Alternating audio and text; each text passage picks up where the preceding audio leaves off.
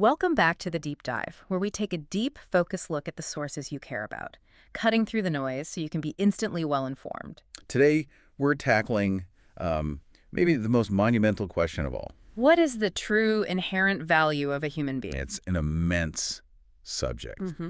And the research we have for this deep dive shows this stark, almost dizzying contrast. How so? Well, on one hand, you have humanity's, astonishing material feats. We've gone from the horse and carriage to launching tourists into the solar system. Right, with some of those tickets costing, what, $100 million? Something like that. It's incredible. But then you have to look at our moral standing. Okay, so we have this high-tech world, but the sources are asking, are we actually evolving? Are we going from, like, a primitive state to a utopian one? Or are we on a path to self-destruction? Precisely. We have rocket scientists, instant global communication. Yeah.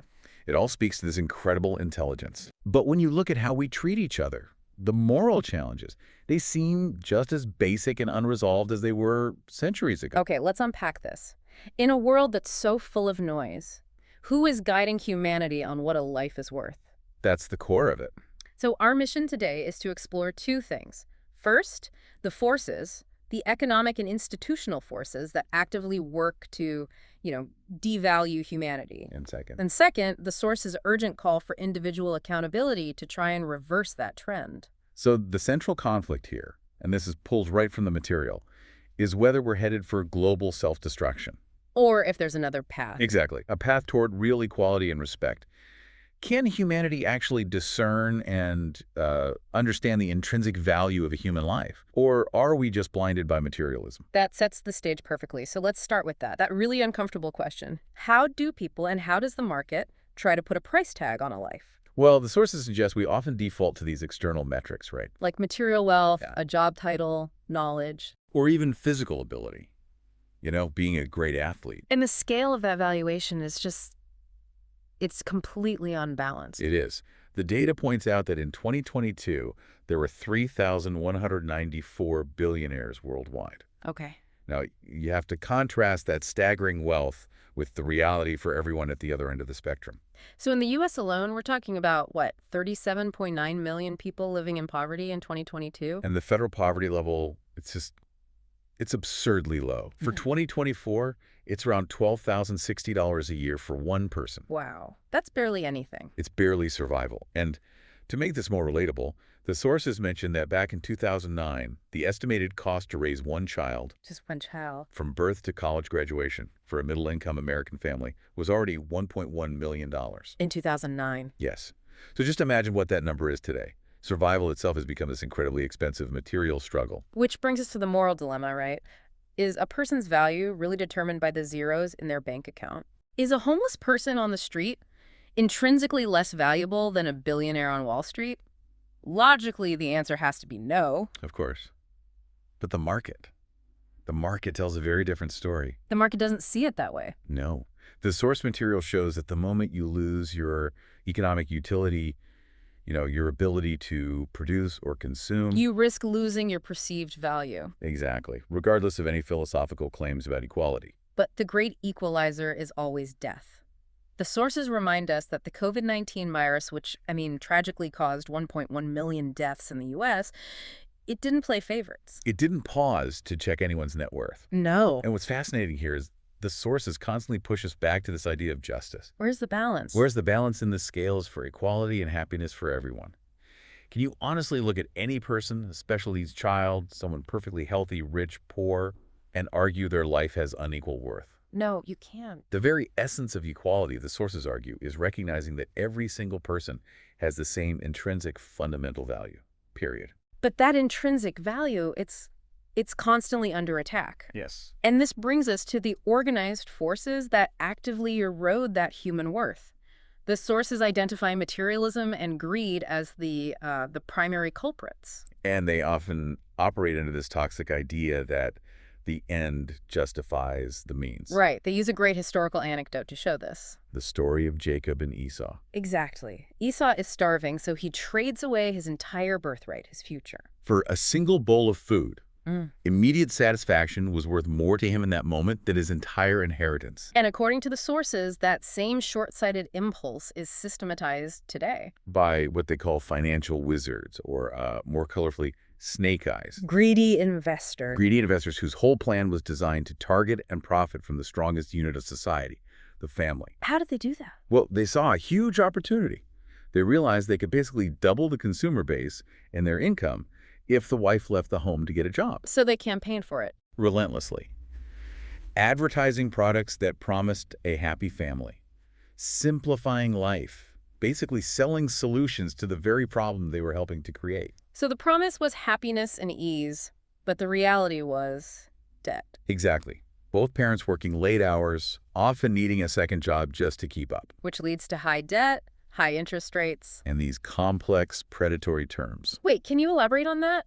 The outline mentions a balloon payment after 5 years. What does that do to a family? Oh, that's a crucial detail. A balloon payment is a huge lump sum payment you have to make at the end of a loan. Okay. So your monthly payments leading up to it are low, they're manageable, but you haven't really paid down the principal. And then the balloon hits you all at once. Right. It forces you to either refinance at a higher rate or risk default. It's a trap. It locks you into a cycle of debt that benefits the lender. It's a system designed for financial enslavement.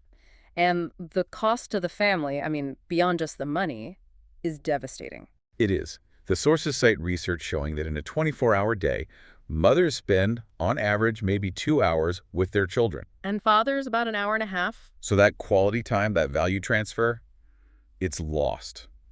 Caregivers step in, and then eventually social media and technology become the new parents. And the data, it confirms the damage. Financial hardship contributes to, 20 to 40% of all marriages ending in divorce? And research from Psychology Today links father absence to all these negative outcomes for kids, mental health disorders, behavioral problems, delinquency. It's a domino effect. The whole system, according to the source material, is designed to turn the human workforce into slaves to a corrupt, materialistic, self-centered system. So people are too exhausted and too busy paying off debt to ever stop and question the system itself. Or demand better leadership. And that transition to leadership brings us to the broader institutional crisis. It's not just investors, it's governments, corporations. All driving this devaluation through a total lack of accountability. The sources quote Thomas Jefferson. The care of human life and happiness is the first and only object of good government. But the sources argued that today's leaders are often weak and incompetent. They're described as being bought and sold to self-interest groups. The material is really clear that countries who devalue human life will lose their own value, becoming a cancer to the global human race. And that failure to care for life, you can see it in the numbers. We are failing Nelson Mandela's definition of freedom. Which is? To be free is not merely to cast off one's chains, but to live in a way that respects and enhances the freedoms of others. And we are not doing that. I mean, 828 million people are chronically hungry. And over 9 million people die from hunger and related diseases every year. This isn't a scarcity problem. No, it's a problem of priority and distribution. And the devaluation continues even with our food quality. This next detail from the source material, it absolutely stopped me. The FDA handbook. Yes, the FDA Food Defect Levels Handbook. It actually allows for startling levels of contaminants in our food. It is jaw-dropping. We're talking about allowable limits for mold, mouse droppings, rat hairs, insect legs. In the food supply. It's a stark illustration of how profit takes priority over human health and dignity. Exactly. When you realize that institutions are knowingly allowing this, it clarifies their motives. Big corporations are far more concerned with stock value than with our health. They know the consequences. They do the research. They know what sicknesses and diseases will come from the processed foods they push. And that greed feeds right into the healthcare crisis. Of course.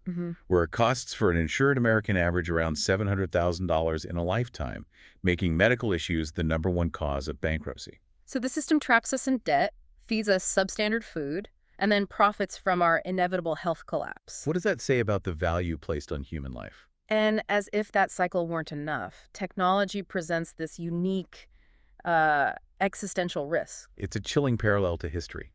The sources remind us that Einstein's formula, a profound achievement, was harnessed for the atomic bomb. Technology is morally neutral. It's the human application that brings value or catastrophe. And that risk continues today with AI and robotics. If these technologies take jobs, And they are. The human cost is immediate: unemployment, homelessness. Which leads to the question the sources pose.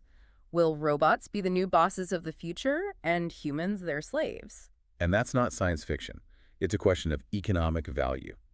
If humans lose their economic utility, where does their value reside? And then you have the ultimate risk, losing privacy and autonomy through surveillance. Spy cameras, embedded chips for data and GPS.